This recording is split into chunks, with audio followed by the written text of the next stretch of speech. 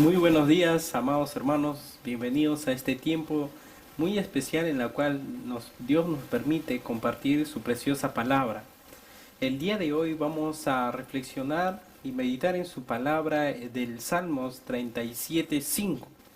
El Salmos 37:5 nos habla así: Encomienda a Jehová tu camino y confía en él, y él hará. Exhibirá tu justicia como la luz y tu derecho como el mediodía. Cuando nosotros vemos este salmo, en este salmo nosotros encontramos una exhortación a la necesidad de deleitarnos y confiar en Dios, porque nos dice: confía en Jehová, dice el verso 3, y haz el bien, y habitarás en la tierra y te apacentarás de la verdad. El verso 4 nos dice: deleítate a sí mismo en Jehová, y él te concederá las peticiones de tu corazón. Luego nos habla el verso 5: encomienda a Jehová tu camino y confía en él, y él hará. En medio de nuestras aflicciones, cuando nuestro corazón sufre el embate de serias amenazas que roban la paz, que roban nuestra tranquilidad, la pregunta es: ¿dónde estamos poniendo nuestra confianza? Mientras las circunstancias de la vida nos favorecen, esa realidad del corazón puede pasar desapercibida, pues estamos tranquilos, nosotros estamos estables, gozamos de salud, gozamos de sustento económico y digamos que no tenemos necesidad de nada más. Por lo tanto, cuando todo nos favorece, la realidad de nuestro corazón a lo que está confiando parece desapercibida. Sin embargo, pero en las pruebas, cuando somos realmente desafiados a develar nuestra verdadera fuente de confianza y protección, ¿a quién acudir cuando aquello que nos daba estabilidad repentinamente se va? Cuando poco a poco, por ejemplo, los ahorros que teníamos se va terminando. Cuando recibimos, por ejemplo, noticias de que un familiar, por ejemplo, está delicado de salud, o incluso nosotros mismos podemos llegar a estar delicados de salud. Cuando el gobierno, por ejemplo, ya no tiene posibilidad de dar un subsidio para nosotros, donde el empleo que teníamos durante muchos años, por ejemplo, ya no lo tenemos nada, ya no lo tenemos más. Entonces, ¿dónde está nuestra confianza? ¿Dónde nosotros depositamos nuestra seguridad? ¿En los bienes materiales que antes teníamos? ¿En la casa que nosotros teníamos? ¿En donde nosotros estamos habitando? ¿En el gobierno? ¿En el sistema político? ¿O dónde? En este salmo nos ilustra la dinámica esencial de nuestra relación con Dios. Es un proceso donde por un lado somos exhortados a confiar y a deleitarnos en Dios, y por otro lado Dios también promete a nosotros bendecirnos. Fíjese que el texto señala: confía en el Señor y haz el bien. Establécete en la tierra y mantente fiel.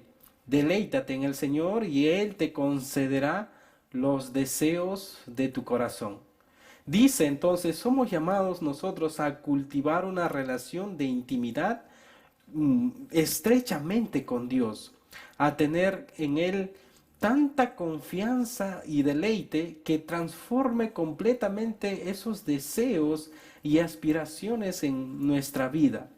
Debemos alcanzar un deleite tan profundo en Dios que terminamos deseando cada día más y más de Él.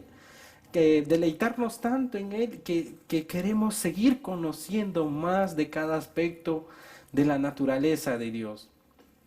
Este deleite en Dios se refleja en cómo aprendemos nosotros a depender de Él.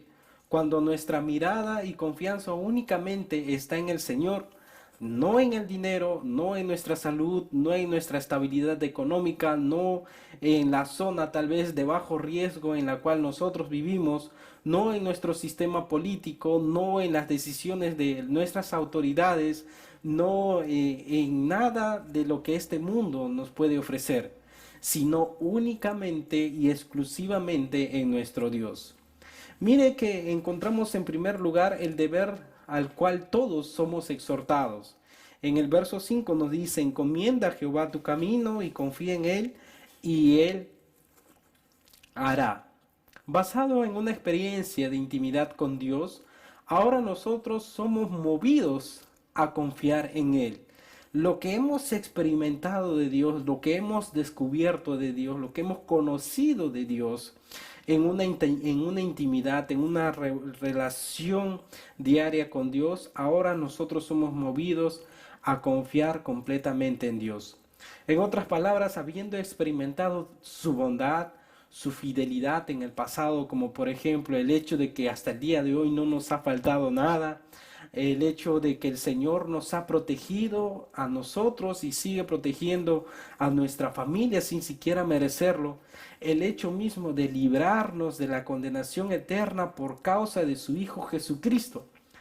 Esto es razón más que suficiente para ser motivados a rendirnos en nuestros desafíos presentes. Es una dependencia que tiene como fundamento un conocimiento experimental de Dios. Es una rendición que tiene como base el deleite que tenemos en Dios. El orden no puede ser alterado. Nuestra capacidad de rendirnos y confiar en Dios es directamente proporcional a nuestro grado de conocimiento a Él. En otras palabras, esto quiere decir, cuanto más conozco de Dios, mayor rendición tendré delante de su presencia.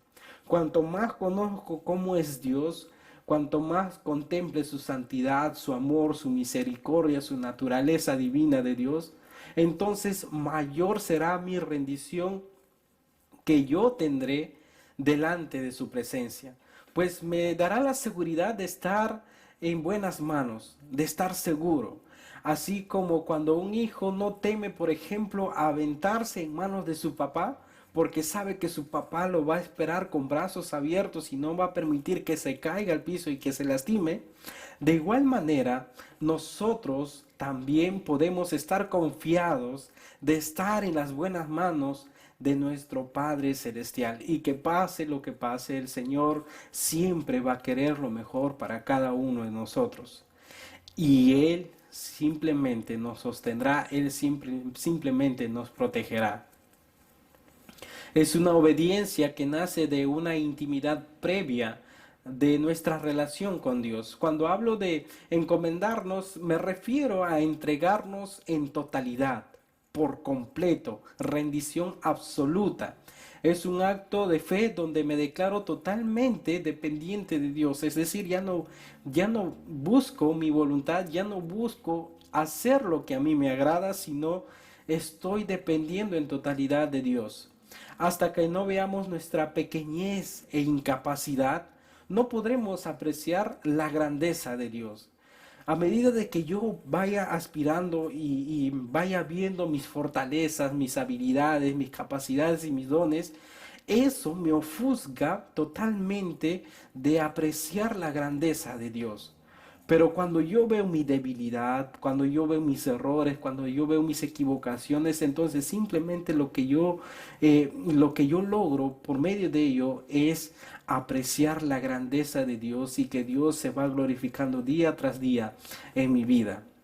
Fíjese que es un obligatorio reconocimiento que producirá la necesaria humildad. En otras palabras, mientras Dios aparezca como una simple opción en mi vida, como lo más que podremos alcanzar es una apreciación simple.